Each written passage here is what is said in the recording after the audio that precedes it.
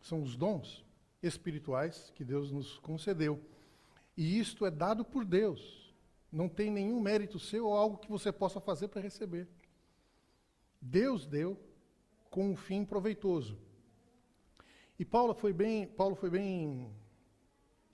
incisivo com relação à igreja de Corinto. Irmãos, no que diz respeito aos dons espirituais, não quero que sejam ignorantes. Ele não deseja que nós estejamos sem compreender, sem ter conhecimento do que é que Deus espera. Então, deu dons, nós não precisamos ficar sem saber por que Deus nos deu esses dons, e ao receber esses dons, entender qual é o fim último, o fim que Deus pretende com este dom, com a dádiva desse dom para cada um de nós. Eu dei uma folhinha para vocês na semana passada, não sei quantos tiveram a meditar durante a semana naquelas perguntas que ali estavam, mas uma delas era quais são os ídolos do nosso século e quais influenciam a nossa vida. Não sei se você chegou a pensar em mais alguma coisa, se você tem alguma contribuição que você gostaria de colocar a partir daquela abordagem que nós tivemos na semana passada. Outro grupo de perguntas era: a igreja de Corinto desenvolveu uma espiritualidade antropocêntrica, uma espiritualidade voltada para o homem, que era uma clara distanciamento daquilo que era proposto por Deus. Deus propôs os dons para a edificação do corpo, com um fim proveitoso, que todos nós fôssemos abençoados pelo seu dom, aquele dom que Deus lhe deu, né? Quais são os dons? Quais são as características desses dons? E como é que a igreja de Corinto colocou isso de forma, vamos supor, a usurpar isso como um direito seu, como algo que me pertence? Conseguiram ver mais alguma coisa no livro? Uma das coisas com a igreja de Corinto é que eles estavam pegando os dons e se orgulhando. Então, tinham dons que eram mais importantes. Quem falava em línguas, esse daí deve ser muito espiritual, porque fala numa língua que nunca aprendeu, a língua até dos anjos, né? Outros porque davam doações, ou faziam beneficência muito grande.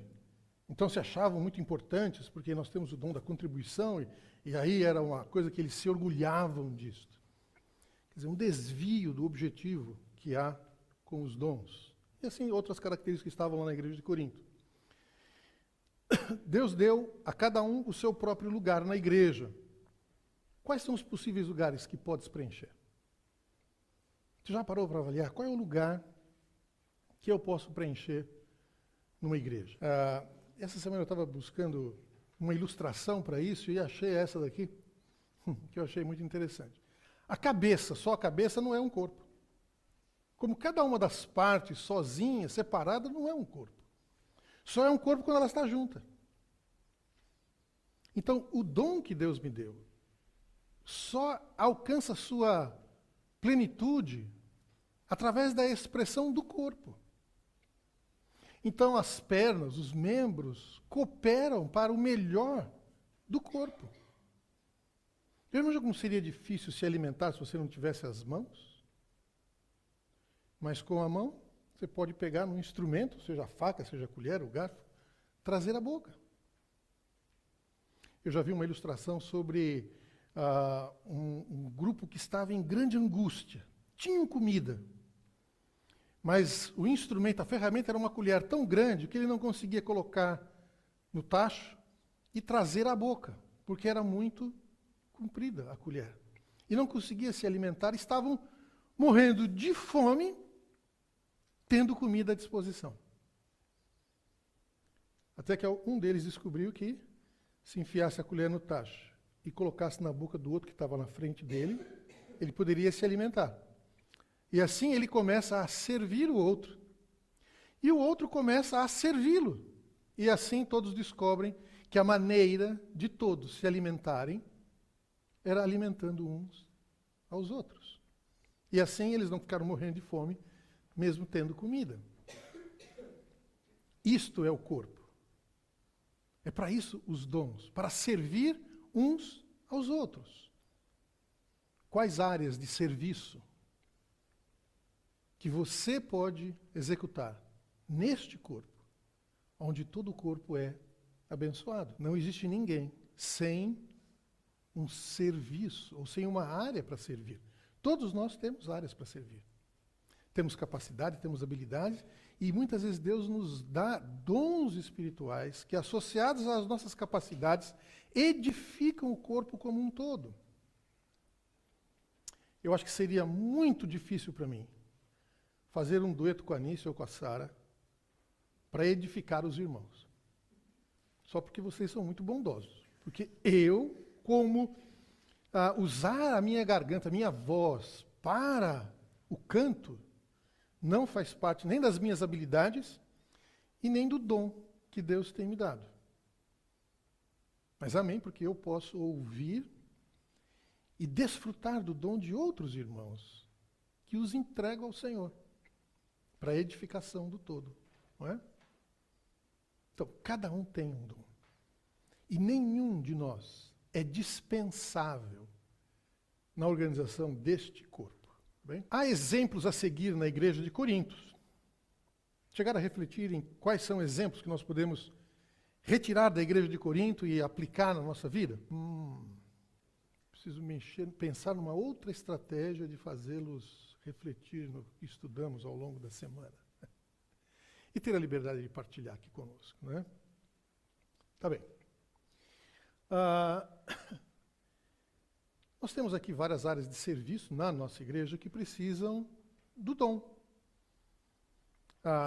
Um que me chama bastante atenção, sim, é a loja social.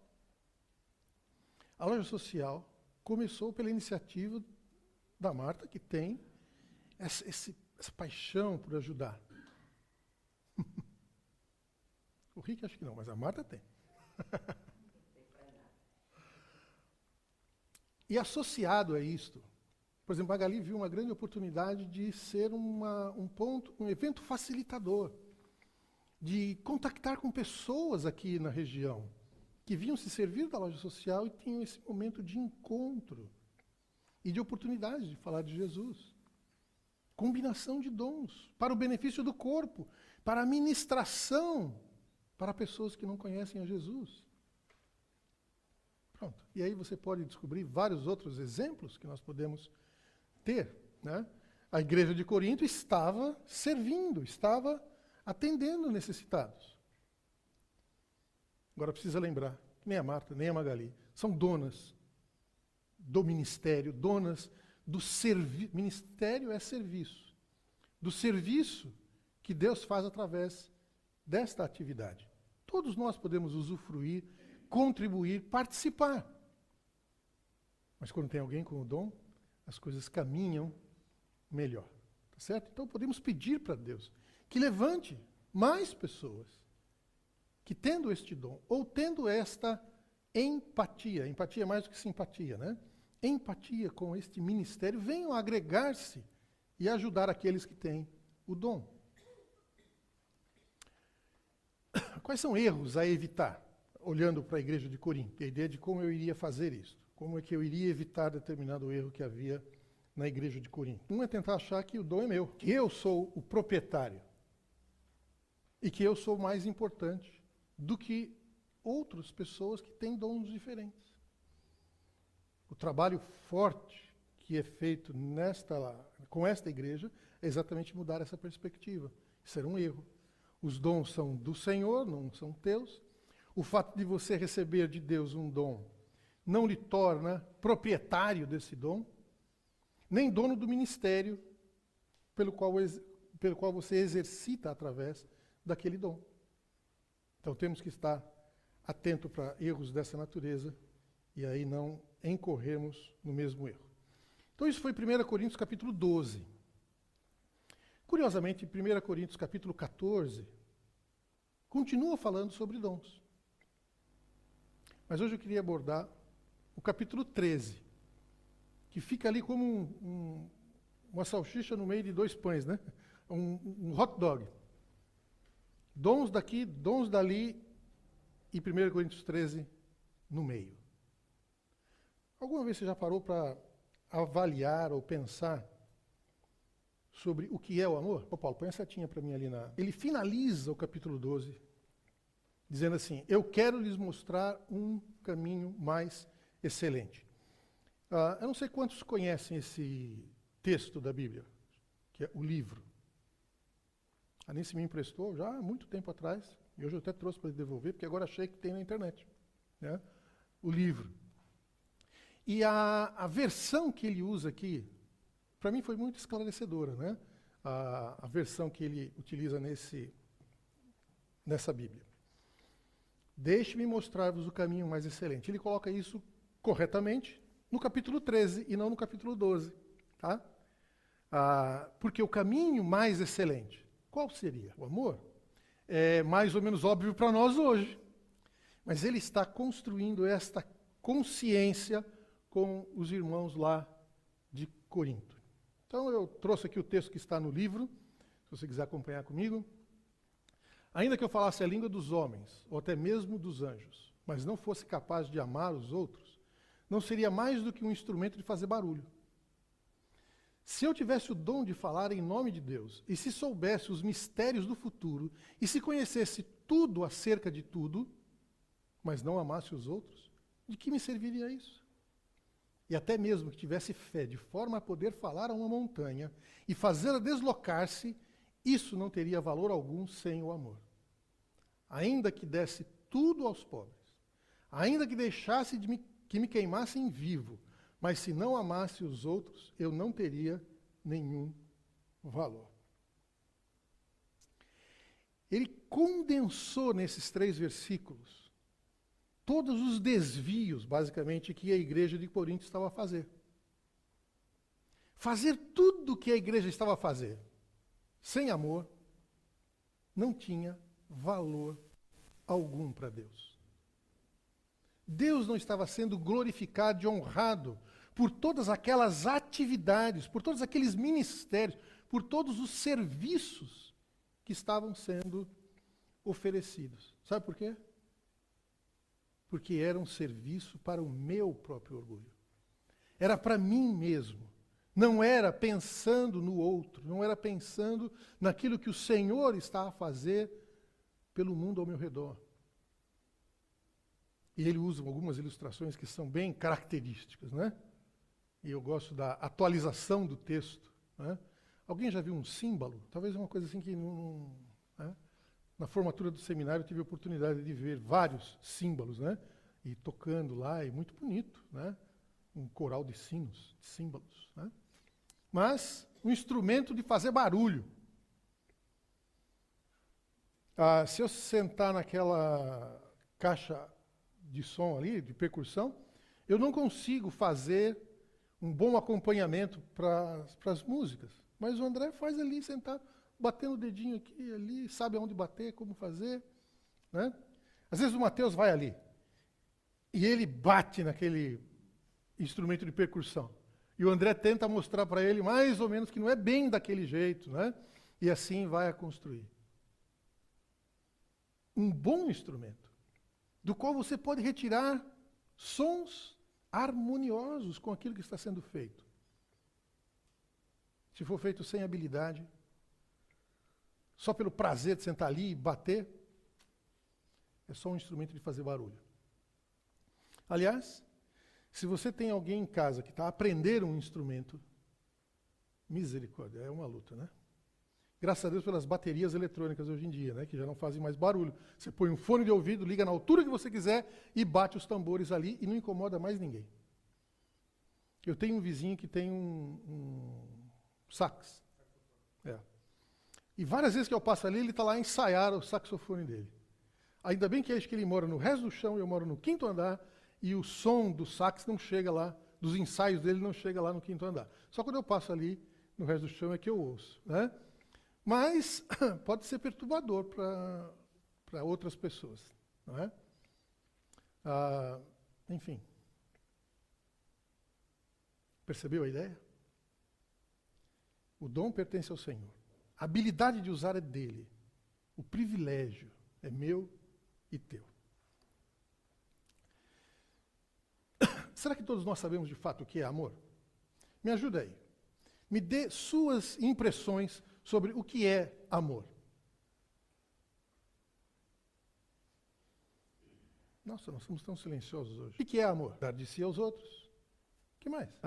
No grego, na língua grega, que foi a língua que foi escrita o Novo Testamento, tem várias expressões para a palavra amor. Uma das coisas que Satanás faz muito bem,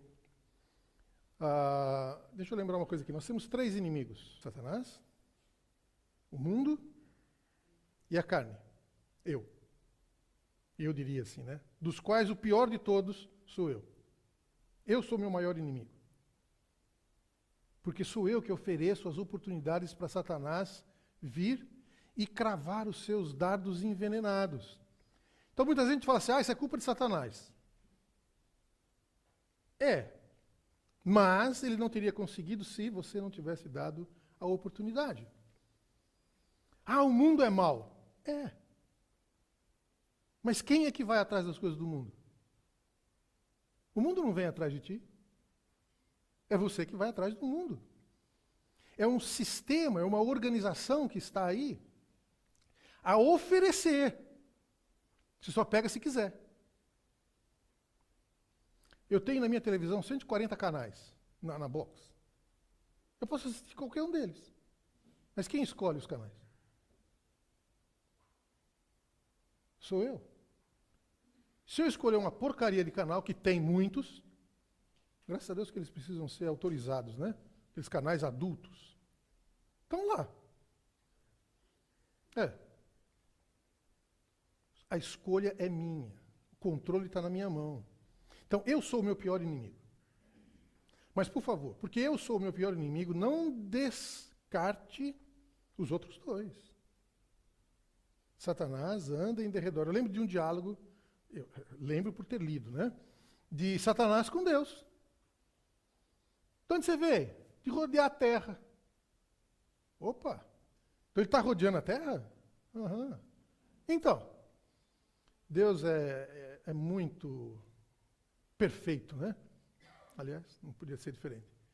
Como vai meu servo Jó? Está querendo expor o Jó, Satanás vem de rodear a terra, e ainda você fica perguntando como vai especificamente aquele meu servo Jó. Claro que ele vai bem. O Senhor cercou ele de tudo, tem dinheiro, tem bens, tem uma família maravilhosa, filhos, esposa, tudo vai bem. Como que ele não estaria bem? Toca nele, tira as coisas dele para você ver se ele vai continuar estando bem. O que é que Deus fez? Tá bom, pode tirar. Pare um pouquinho só e pense. Se daqui a pouco tocasse o seu telemóvel e ao atender, a notícia é: Rubens, a Débora e o João Marcos estavam a passear com o Henrique e o Guilherme, sofreram um acidente de carro, morreram todos. Como seria? Será que a primeira palavra seria: bendito é Deus? Obrigado, Senhor, pelos anos que eu pude conviver com esses filhos e netos? Pois isto foi o que aconteceu com Jó. Recebe uma notícia no mesmo dia que todos os filhos morreram. Deus sabe o que você pode e Deus está pronto para caminhar contigo. Você conhece? Se não conhece, volte a ler a história de Jó com a perspectiva de alguém que Deus, por conhecer o coração, pôde colocá-lo numa prova que Satanás mesmo foi lá a fazer. Não é fácil. Eu nem sei se eu aguentaria. Mas, como Deus não dá nada além do que eu posso suportar, se eu recebesse uma notícia dessa, eu sei que teria do meu Deus o consolo e o conforto para suportar tal impacto. Então pense na sua família e nas condições em que você está agregado. O amor ágape é o amor incondicional. É o amor que dá sem esperar alguma coisa em troca. Agora, o que eu acho interessante é que é o amor que caracteriza Deus. Mas em 2 trechos da Bíblia, isso me ajuda a compreender isto que Deus fez, né? Eu penso que eu tinha anotado aqui. Ele usa a expressão ágape também para mostrar o meu amor incondicional por algo que não é lícito. Não ameis o mundo, nem as coisas que no mundo há. Porque o amor ao mundo é inimizade contra Deus. A palavra amor que está usada nesse trecho é a palavra ágape. Então veja, você pode ter um amor incondicional com o mundo e não ser um amor incondicional para com Deus, né? Outra expressão que é usada no Novo Testamento para expressar amor é filia. É o amor fraternal, amor amizade, né, social. Desse vocábulo temos algumas palavras derivadas como Filadélfia, amor de irmãos. Teófilos, amigo de Deus. Então, Teófilos é usado 2 vezes por Lucas, se dirigindo a um amigo, né? Tanto no primeiro capítulo de Lucas como no primeiro capítulo de Atos. Ele dirige ao Teófilos, né? Esse amigo de Deus. Este alguém que para Lucas era muito precioso e ele tinha uma relação muito próxima, muito íntima, né? E eros é o termo grego para o amor sensual. Daí a palavra erótico, né? Mas não só do ponto de vista sensual. Já ouviram falar de amor platônico? O que caracteriza o amor platônico? É um amor de contemplação, né? Só contemplar a beleza do objeto amado. Tá? Então, a palavra que Platão usou é essa palavra eros, né? Quando ele expressou esse amor que só olha, que só contempla, né? Que tem uma paixão por algo que não necessariamente tem que finalizar com um amor sexual, né? Paulo descreve o que o amor é. O amor é paciente e bondoso. E ele descreve o que o amor não é. Não é invejoso, não é orgulhoso, não é arrogante, nem grosseiro. O amor não deixa que se faça o que ele quer, não é irritadiço e dificilmente suspeita do mal que os outros lhe possam fazer. Nunca fica satisfeito com a injustiça, mas alegra-se com a verdade. Coisas que o amor é, coisas que o amor não é. Coisas que o ágape que Deus coloca no teu coração pode expressar e coisas que ele não expressa. E se expressar, não é da parte de Deus. E o amor faz. O amor nunca desiste, nunca perde a fé, tem sempre esperança e persevera em todas as circunstâncias. Todos os dons e capacidades especiais que vêm de Deus terminarão um dia. Porém, o amor há de sempre continuar. Qualquer um dos dons, era essa a ideia que Paulo estava trazendo para o povo, qualquer um dos dons passam. O que não passa é o amor de Deus. Esse permanece para sempre. E a pergunta que eu faria assim, né? Qual seria a razão de Paulo colocar essa exposição sobre o amor entre os 2 capítulos que tratam dos dons? Qual seria a sua sugestão? Qual seria a ideia que a gente podia anotar aí? Havia muita expressão de o amor tira todas as distorções que pode ocorrer no exercício do dom. Porque o exercício do dom pode trazer orgulho para nós, né? E aí, por amor... exato. Paulo continua o texto. Um dia, tanto a profecia como o falar em línguas desconhecidas, como a sabedoria espiritual, todos esses dons desaparecerão. Mas agora sabemos muito pouco, mesmo com a ajuda desses dons especiais.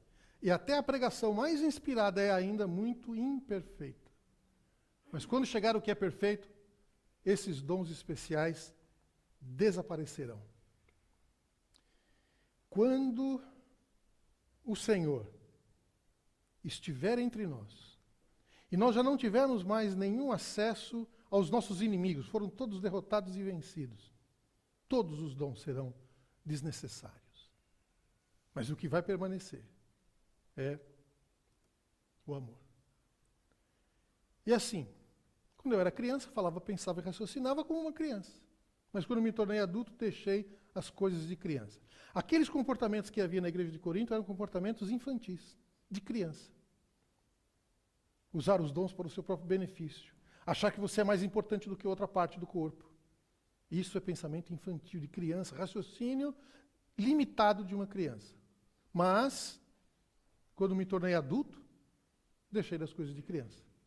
Deixei desses raciocínios infantis para assumir os raciocínios competentes de um adulto. Né? Da mesma maneira, nós agora compreendemos imperfeitamente as coisas como se estivéssemos a ver um reflexo num espelho de má qualidade. Mas um dia virá em que veremos de uma forma completa, face a face.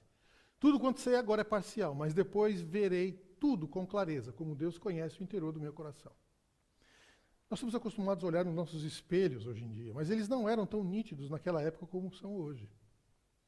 Então, olhar no espelho, você tinha um reflexo não muito nítido.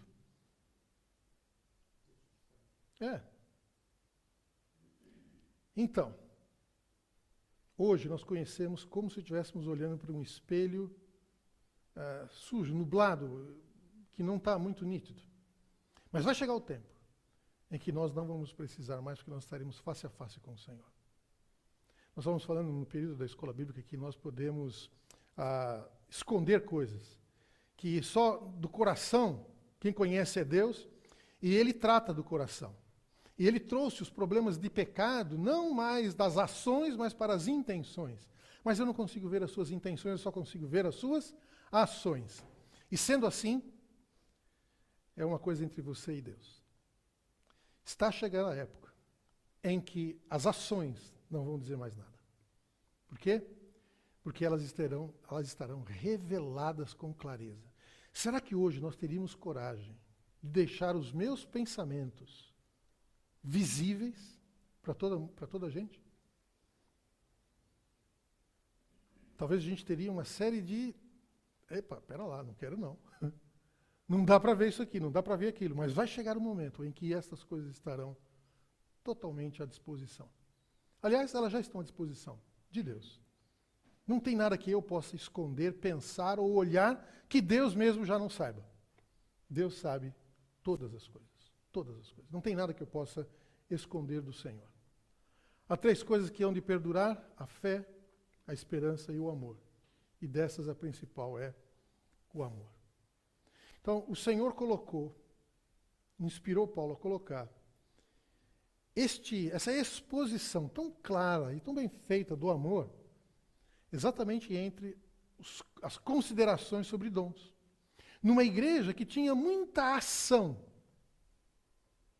mas uma ação antropocêntrica, uma ação voltada para o homem. Deus quer fazer as ações. Mas Ele quer que essas ações sejam feitas em amor.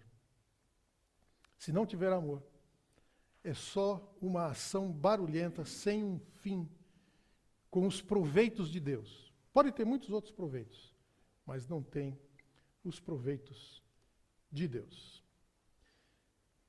E assim nós estamos a caminhar durante esse mês para a compreensão, o desabrochar dos dons na nossa vida. Então, os dons estão aí. Peça a Deus. Mas lembra, eles são normalizados, eles são controlados pelo amor. Que o Senhor nos ajude a compreender cada vez melhor o amor que Ele tem colocado e que a gente então faça bom uso destes dons que Ele nos deixou para a expansão do Seu reino, para alcançar pessoas que no nome de Jesus vão ser resgatadas do império das trevas, trazidas para o reino do Filho do seu amor e edificadas pela ministração coletiva de cada um de nós e de todos nós. Amém? Vamos orar e pedir que Deus nos conduza em amor no exercício dos dons que Ele já nos deu. Senhor Jesus, muito obrigado, porque o Senhor nos fez. O Senhor conhece nossos corações, o Senhor conhece os nossos procedimentos. E também eu quero agradecer porque o Teu amor enviou Jesus para morrer na cruz, restaurar-me de todo o pecado, me livrar desta influência maligna na minha vida, me dar um escudo de fé que me protege contra os dardos inflamados do maligno e que me ajuda a viver neste mundo sensata, justa e piedosamente, me afastando cada vez mais por me submeter à ação do Espírito Santo, do pecado que habita no meu coração. Louvamos o teu nome e agradecemos em nome de Jesus. Amém.